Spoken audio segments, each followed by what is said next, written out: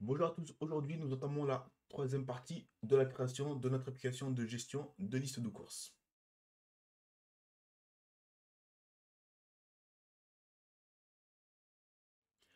Alors la première chose que nous allons faire ici, c'est mettre en place la partie base de données. On vient au niveau de nos modèles, on crée un nouveau fichier, donc ce sera un modèle qu'on va appeler list.js. C'est une classe qu'on va appeler tout simplement list, et cette classe va posséder deux méthodes. La première méthode, elle va nous permettre de nous connecter à notre base de données.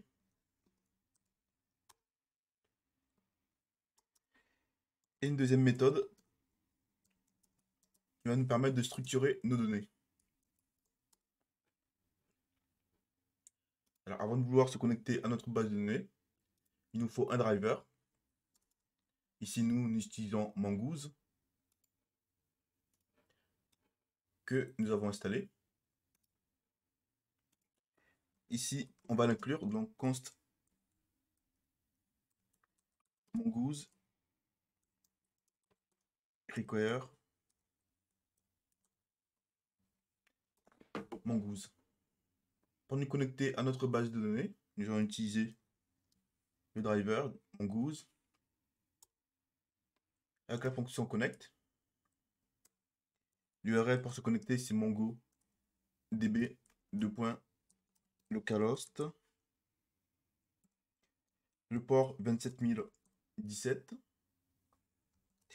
Et on va appeler notre base de données list tuto.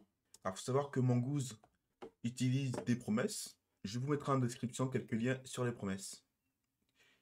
Du coup, on va pouvoir utiliser deux méthodes. La méthode then, donc qui déclenche lorsque tout se passe bien. Donc ici, si tout est bon, on va faire un console log. Vous êtes bien connecté à la base de données.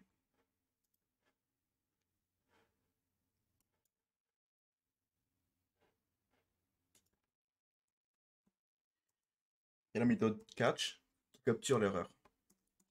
Donc si par exemple nous n'avons pas démarré MongoDB, ce message-là s'affichera.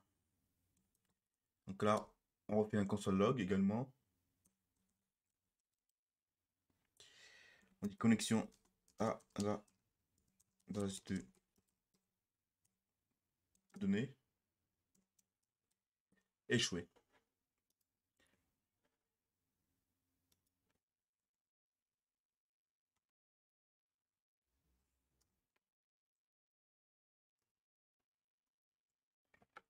Alors si on utilise ça tel quel, MongoDB va nous cracher une erreur et il va nous dire qu'il nous faut deux paramètres en plus.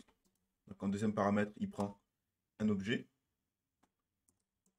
Le premier, c'est use new URL parser. Il faut mettre à true. Et le deuxième, c'est use unify topology. Il faut également mettre à true. Alors si on regarde la documentation, ce n'est pas forcément écrit. Alors on pourrait utiliser cette méthode connect telle quelle, pouvoir se connecter à notre base de données et effectuer des requêtes. Alors comme on l'a évoqué sur ma vidéo sur l'introduction aux bases de données MongoDB, si vous ne l'avez pas vu, je vous conseille d'aller le voir. Vous retrouverez un lien en description. Alors comme on l'a évoqué, le problème de MongoDB, c'est qu'il n'y a pas de vérification d'intégrité. Donc l'utilisateur pourrait mettre ce qu'il veut. Alors ici en l'occurrence l'utilisateur c'est vous-même, hein, c'est vous qui allez créer vos listes de courses, les modifier, etc. Donc il n'y a pas forcément de danger. Le problème c'est que tel quel, l'utilisateur pourrait mettre absolument n'importe quoi dans notre base de données. Donc pour limiter ça, on va lui définir un schéma. Alors cette méthode-là va permettre de mettre des limites sur la structure de nos données. On va pouvoir lui dire, bah, je veux qu'il y ait tel type de données dans ma base de données, qui soit formaté de telle manière, etc. Alors ici, pour définir un schéma, il va falloir déjà utiliser notre méthode connect pour nous connecter à notre base de données. Donc en faisant this, on utilise notre méthode connect. Ensuite, on fait appel à la méthode schéma. qui prend un objet comme clé les noms des champs. Ici, je veux un champ qui s'appelle name pour le nom de ma liste de courses. Ensuite, ça prend un objet qui va nous permettre de définir plusieurs choses. Ici, on va lui dire le type string. Et deuxièmement, je vais lui dire ce champ-là est obligatoire avec un require true. Un deuxième champ qui sera la liste de mes produits. Donc ici, ce sera un tableau qu'on va appeler ici product list, qui est un objet où il dit que le type est un array et qu'il est également require. On va dire qu'ici, les produits ne sont pas obligatoires. Pourquoi? Je pourrais tout simplement me dire, bah tiens, je vais créer une liste de courses et pour l'instant, je ne sais pas comment mettre dedans. Du coup, je ne vais rien mettre. Donc, je vais laisser ça optionnel. Alors, pour connaître tous les types qu'on peut définir au niveau de notre schéma, dans la doc officielle, évidemment, je vous mettrai le lien en description. On peut venir aussi ici au niveau du menu et taper Schema Types. Et là, on voit tous les types qu'il accepte. Donc, type string, number, date, buffer, boolean, decimal, map, etc. Avec ici un superbe exemple. Il nous reste une chose à faire, c'est exporter le schéma. Qu'on fait un module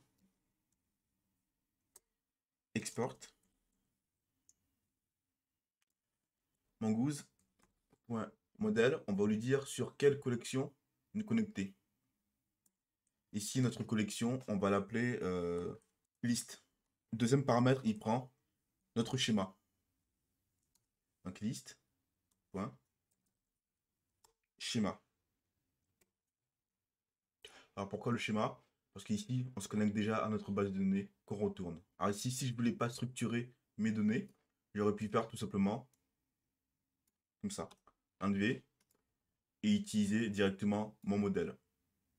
Avec bien sûr une connexion à la base de données auparavant. Alors ici, étant donné que je veux structurer mes données, j'utilise en deuxième paramètre liste schéma. Alors après, nous allons vouloir faire notre première requête pour récupérer nos listes de courses. Alors avant ça, il va falloir créer notre base de données et notre collection. Alors ici, j'ouvre un terminal et je tape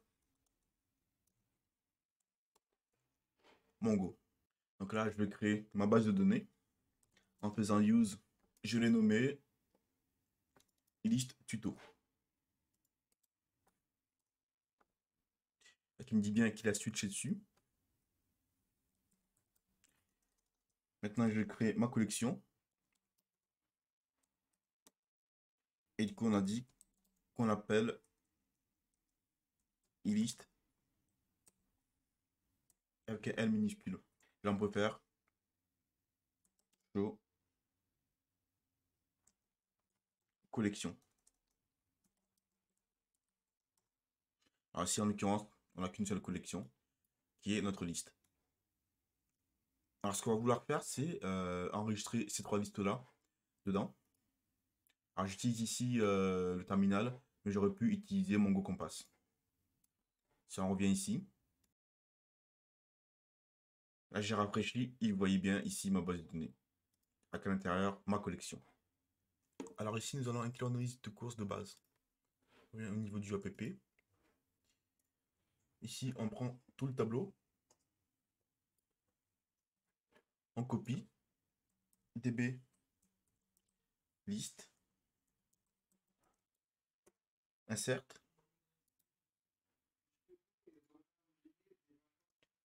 Je colle tout ça. Je n'oublie pas la parenthèse fermante. Ok, et là, il me dit que j'ai 3 enregistrements qui ont été insérés. Alors si je fais un DB list find pretty, j'ai bien mes 3 listes de courses. Alors ici, vous pouvez remarquer que l'ID a été généré et de ce fait, cet ID là ne sont plus nécessaires. Donc nous allons vouloir les supprimer. Alors pour supprimer un champ de tous les documents, si je regarde sur internet, on va pouvoir suivre cet exemple.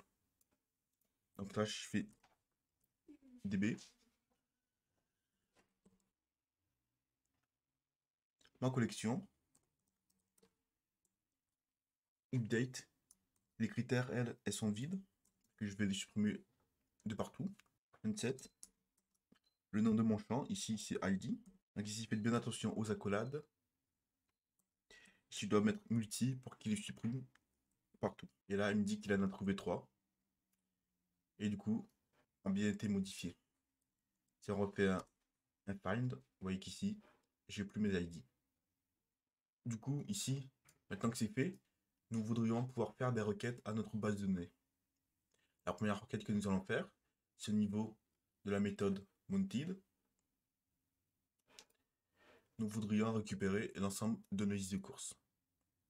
Pour ce faire, nous allons utiliser Axios. Donc ici,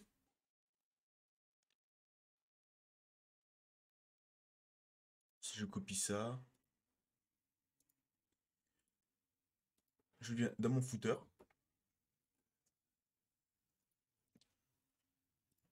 Et là, je dois l'inclure juste avant le app.js.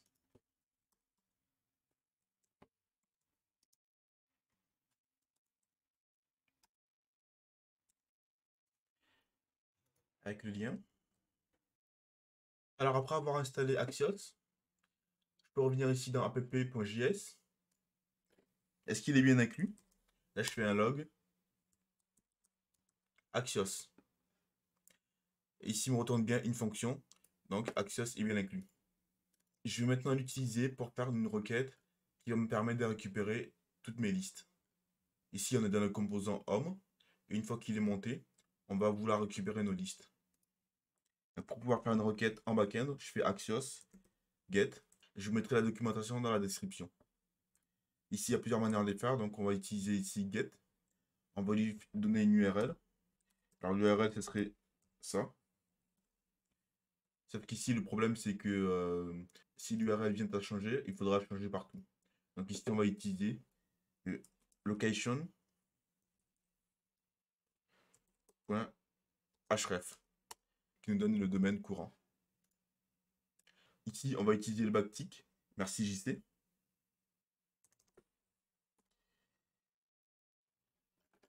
Et avant ça, on va créer une variable qu'on va nommer server underscore et link. Location.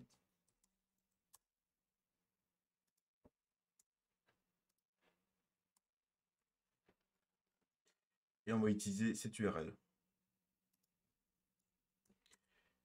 $accolade. Server link. On va lui donner comme adresse IP get all list. Alors Axios utilise également des promesses. On va pouvoir du coup utiliser la méthode then lorsque tout s'est bien passé, qui prend en paramètre la réponse. Et ici, on va faire un log de ma réponse. On va pouvoir également utiliser catch si jamais l'URL il ne le trouve pas. Et là, on va utiliser R. Et on fait un log de notre erreur éventuelle. Alors si je fais ça, ça va marcher en partie.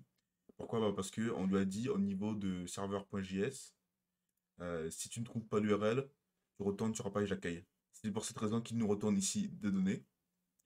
Et dans les datas, il y a notre page d'index.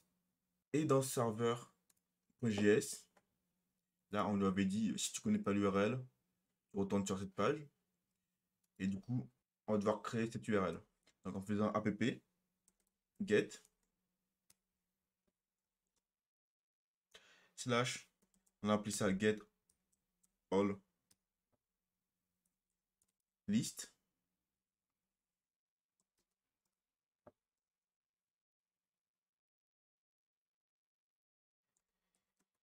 Avec la request et la réponse.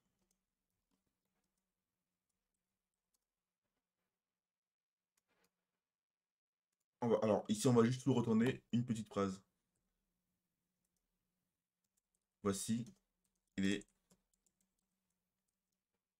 listes. Là, ça a bien fonctionné. Une fois que notre composant a été monté, il a cherché l'URL getAllList.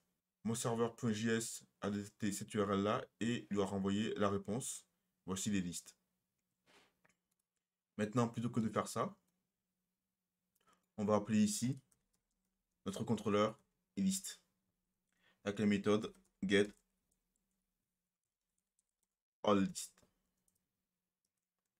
qui prend paramètre toujours la request et la réponse. Alors, cette méthode-là n'est pas créée. Donc, ce que nous allons faire, c'est on vient au niveau de notre contrôleur et on va créer cette méthode. getAllList sans S. Request.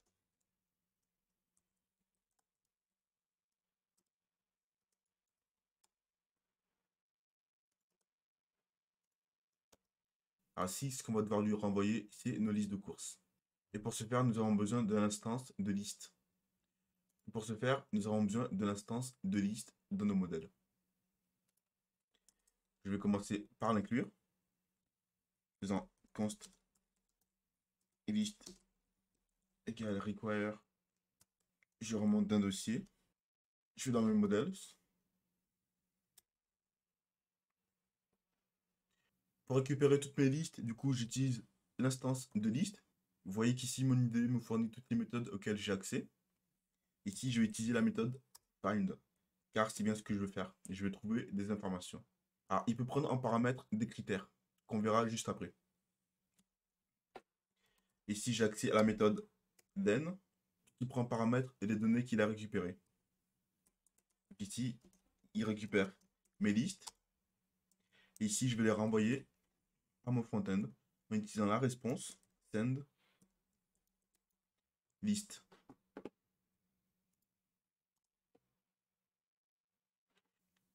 Avec mes headers, les informations concernant ma requête, le statut, et le plus important ici, mes data.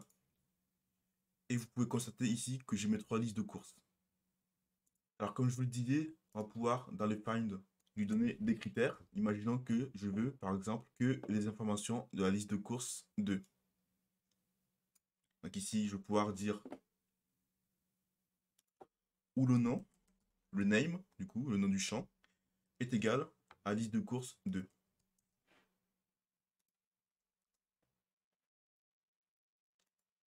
Et ici il me renvoie bien ma liste de courses qui comporte le nom liste de courses 2. Alors ici il y a une autre façon de faire. On peut utiliser ici le where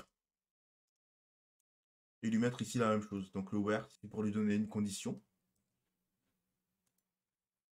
Et il me renvoie de nouveau la liste de courses numéro 2. Je vais pouvoir également lui dire, je veux le premier enregistrement, en faisant un find one.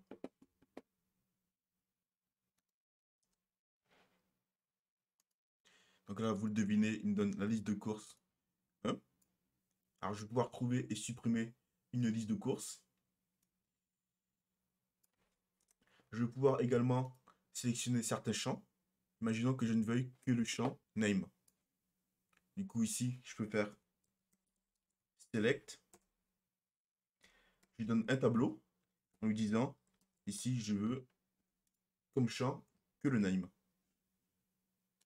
Alors, comme vous l'avez vu, on a énormément de méthodes. Alors, ils ne sont pas tous forcément utiles et vous ne les utiliserez pas forcément tous. Moi-même, je ne les ai pas forcément tous explorés. Je vous ai au moins parlé du plus utile au niveau de find. Alors, ici, il est très important que le then se trouve vraiment à la fin. Je ne veux pas faire, par exemple, un select après. Déjà, ça n'a pas de sens. Savoir que Mongoose lit l'ordre dans lequel on met les paramètres. Donc ici, si je mets le select après, lui, il ne trouvera pas ce que je veux. Alors d'ailleurs, je crois bien même qu'il me crache une erreur si je fais ça. Ouais, il me crache une erreur comme vous pouvez le voir. Alors ici, nous, on va pas juste lui envoyer la liste. On va plutôt lui envoyer un objet JSON.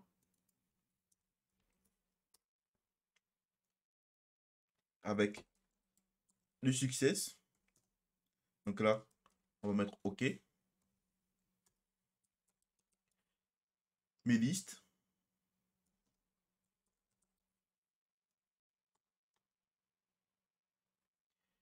Et ce sera tout. Alors ici, on peut même lui envoyer le statut en faisant status de ça.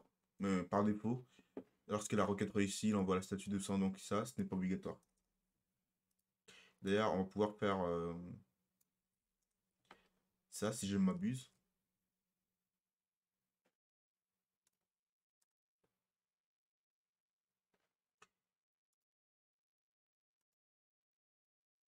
Et là, ça marche toujours. Du coup, au niveau du front-end, donc ici, plutôt que d'écrire nos réponses là-dedans, on va lui dire nos listes de courses. Donc, au niveau des data, vous avez vu que je dois envoyer des listes statiques. Donc ici, on va pouvoir effacer ça. Dire que ça, c'est un array vide. Et du coup, plutôt que de faire ça, on va lui dire list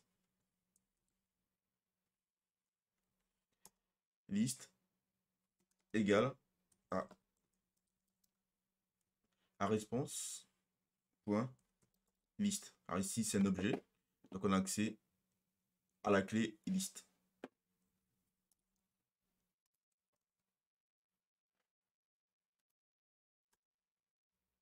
Alors ici, c'est normal, j'étais bête. Il faut aller dans la clé data. Donc ici, j'ai pas accès directement à list. Je dois faire point data. Alors ici, il me dit que l'ID ne le trouve pas, ce qui est tout à fait normal, puisque nous, c'est underscore ID. Ça a été modifié. Donc on peut venir au niveau des views, dans component. Ici, nous sommes dans le composant home. Et ici, on doit remplacer les ID. Ici, donc list, c'est plus list.id, c'est underscore ID. On copie ça et on colle là où il faut. Donc, dans param ID,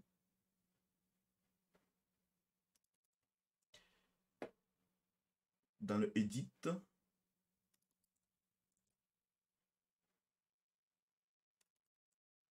au niveau du delete, au niveau de export. Donc là, ça fonctionne.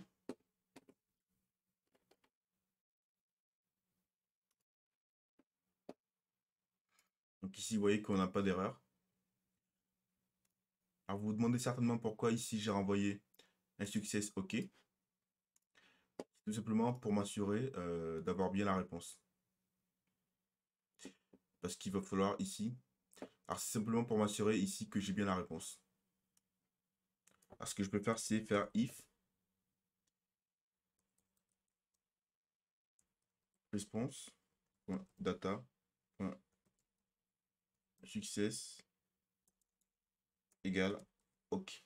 Alors j'ai bien mis en majuscule. C'est bien ça. Success avec 2 C et 2 S.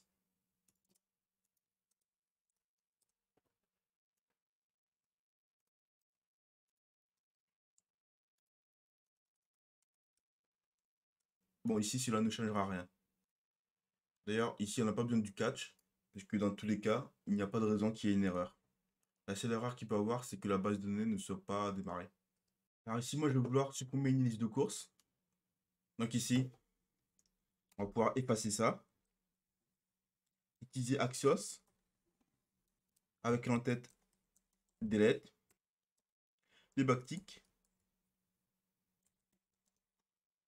Server link. Ici, on va lui donner l'URL. Non, delete et list. Avec ici le paramètre ID. Ensuite, je fais then. Je récupère la réponse. Et je vais faire un response. Alors là, il va me dire que la requête ne la trouve pas. Ici, je vais créer l'URL app. Ici, on a dit le verbe delete avec l'URL delete list. qui prend en paramètre un ID, alors qui est de type AZ 0 à 9.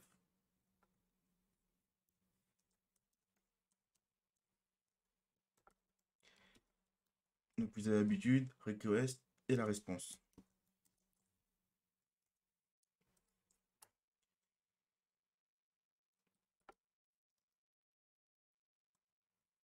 Ici, on va utiliser la méthode delete.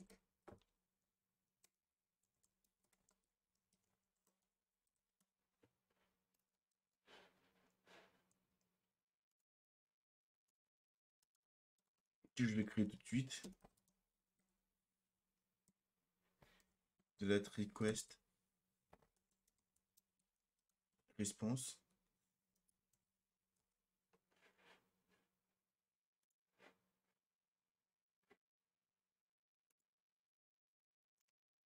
Ici, on utilise une instance de notre modèle.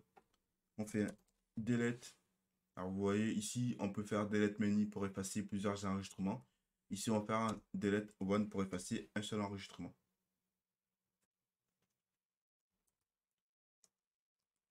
On lui dit l'enregistrement que je vais effacer, celui qui comporte l'ID, request,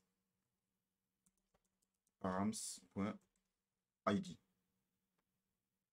Ici, je renvoie la réponse.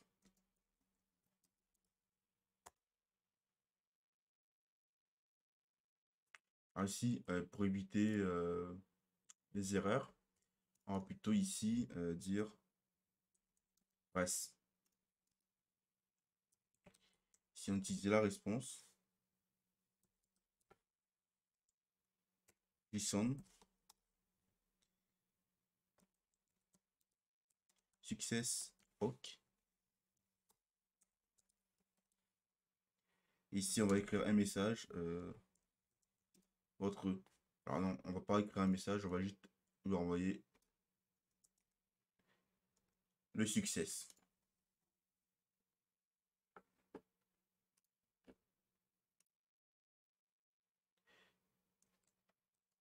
Donc ici, l'ID qu'on récupère, c'est l'ID qui est envoyé au niveau de nos paramètres.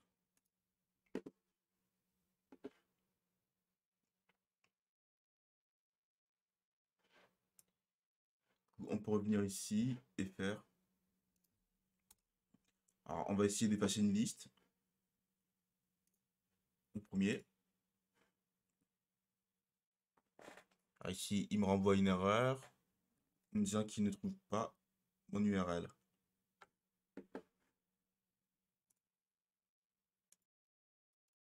Alors, autant pour moi, ici, j'ai oublié dans mon expression régulière le plus.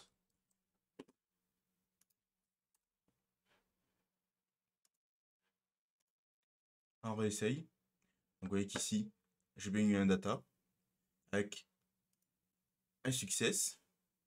Alors, si je refresh la page, cette liste de courses n'existe plus, donc elle a bien été effacée.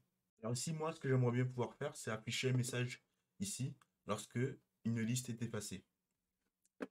Donc, alors, au niveau du composant Home, dans Views, Component Home, j'avais déjà une div qui comporte l'ID Home __ message, qui me permet du coup d'afficher les messages que je veux.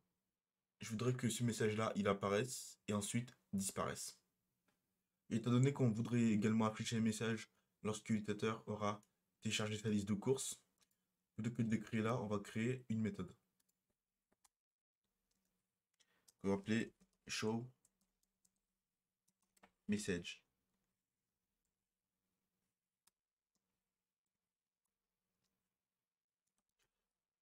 On va d'abord prendre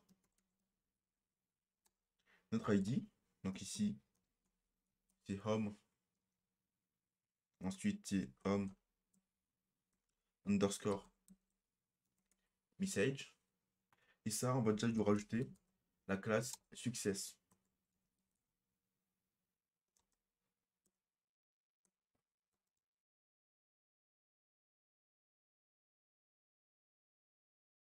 Alors, on va plutôt créer une variable J'en aurai besoin assez souvent. Et on met ça ici. Voilà.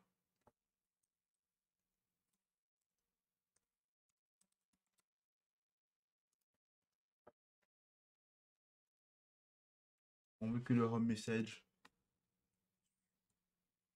soit affiché. Du coup, point style display block.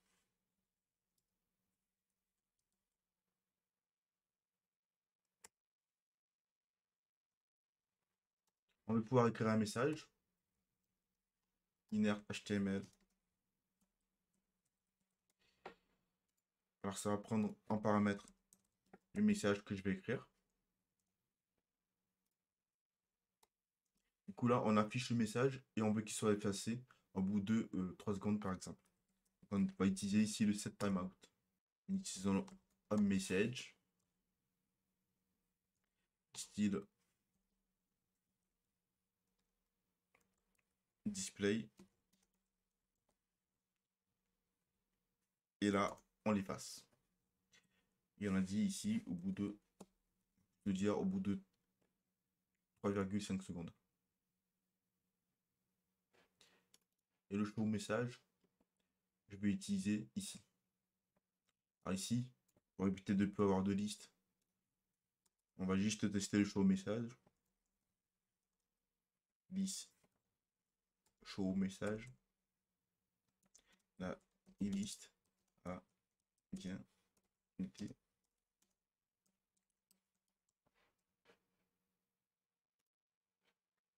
Là, je fais OK. Alors ici, il me dit que la liste est nulle.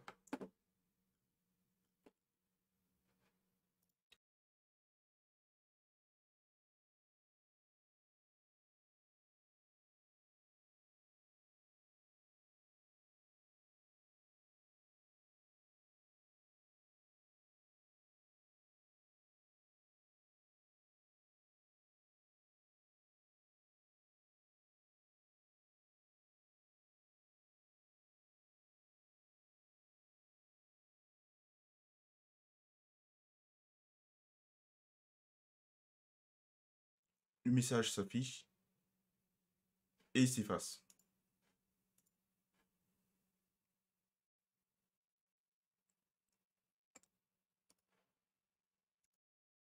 Alors, je reviens ici. Du coup, on va pouvoir remettre un peu d'ordre ici.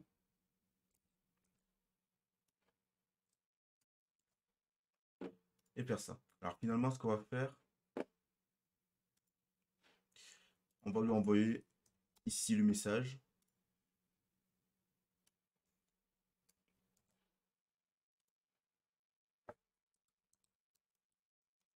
Avec la clé message.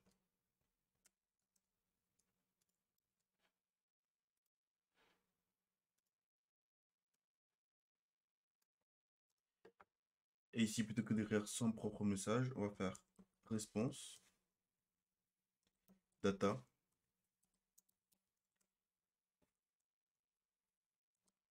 message. Alors, on peut tester d'abord si tout s'est bien passé. If response, data, success.